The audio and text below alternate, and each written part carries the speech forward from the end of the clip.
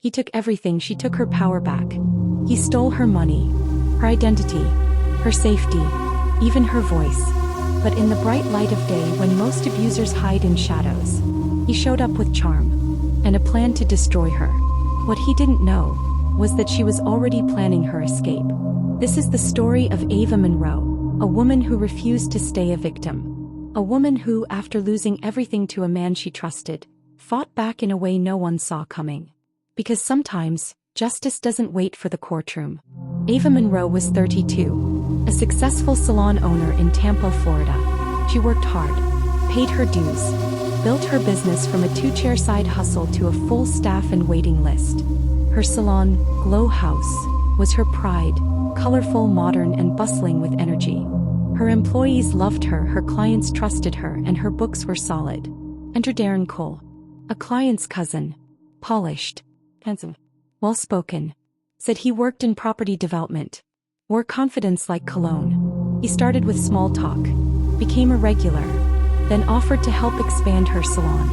Ava wasn't looking for love, but Darren was relentless. He brought lunch to the shop, gave her gifts she never asked for, helped clean after hours. He wasn't just charming, he made her feel important. He made me feel seen, like I wasn't just some overworked woman chasing a dream. He made me feel safe. Within 6 months he was her boyfriend. By 8, her business partner. He started charming her clients too, offering business tips and bringing wine on Friday afternoons. He had a way of making himself indispensable. Her staff started going to him for approvals. Her clients started booking with him directly. Friends warned her. Her mother didn't trust him. But Ava was in love, and trust, once given, becomes a shield and a blindfold. First, things were good. Darren helped rebrand the salon. New logo. New website.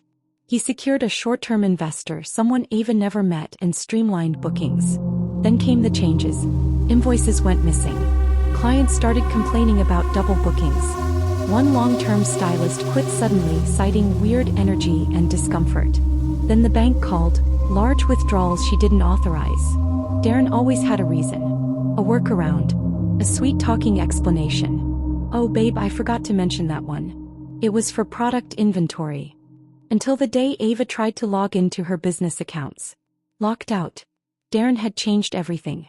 Emails, passwords, tax records. Then she checked her lease. Her name had been quietly removed. She rushed to the property manager. Found out Darren had convinced them Ava was stepping down for health reasons. He hadn't just taken over the business. He'd taken over her life. He moved into her apartment, took over the bills, managed her schedule. At first she thought he was just being protective. But soon, Ava couldn't leave her house without explaining herself. He tracked her phone, knew her PIN codes, even monitored her social media. The charming partner had become a controlling puppet master. He began isolating her, deleted contacts from her phone, made scenes at brunches, questioned her every move. The final straw came one afternoon in broad daylight. He locked her out of her own apartment, told the landlord she was having a mental breakdown and wasn't safe to be alone. Ava knew then, this wasn't love. This was war. Ava started digging.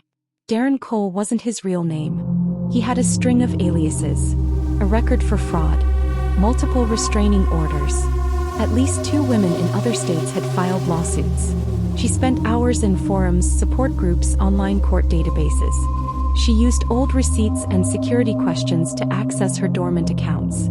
I felt sick. I wasn't just conned. I was hunted.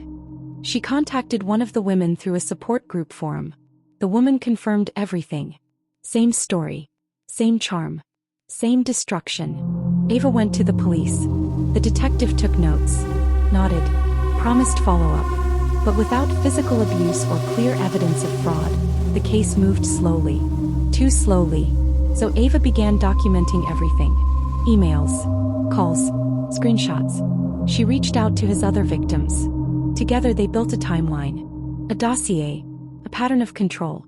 She also sought legal help, pro bono attorneys, victim advocacy centers, and financial recovery workshops. And then she did something he never expected. She stopped hiding. Ava went public. She posted a video detailing her story.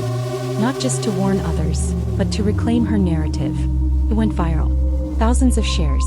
Dozens of comments from women with eerily similar stories.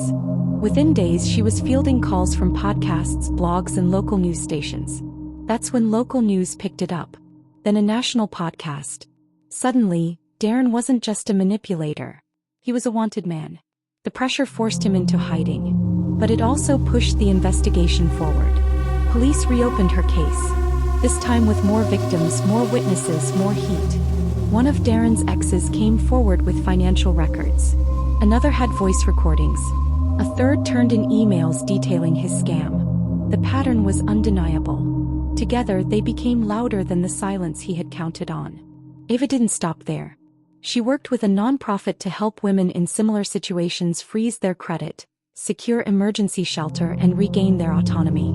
2 months later, Ava was invited to testify in a multi-state case against Darren. She stood in front of strangers, lawyers, victims, and she told the truth. I thought losing my business was the worst thing that ever happened to me. I was wrong. The worst would have been staying silent. Darren was arrested in Texas trying to start the same scam with a new identity.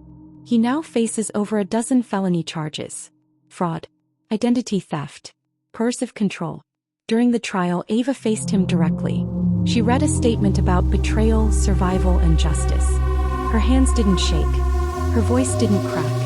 She didn't ask for forgiveness. She demanded consequences. And he got them. The jury returned a verdict in under 3 hours. Guilty on multiple counts. Darren's sentencing hearing saw victim after victim share their story, each one echoing Ava's. Today, Ava runs trauma-informed workshops for women entrepreneurs. She speaks on financial literacy, vetting partners, and recognizing the red flags of coercive control.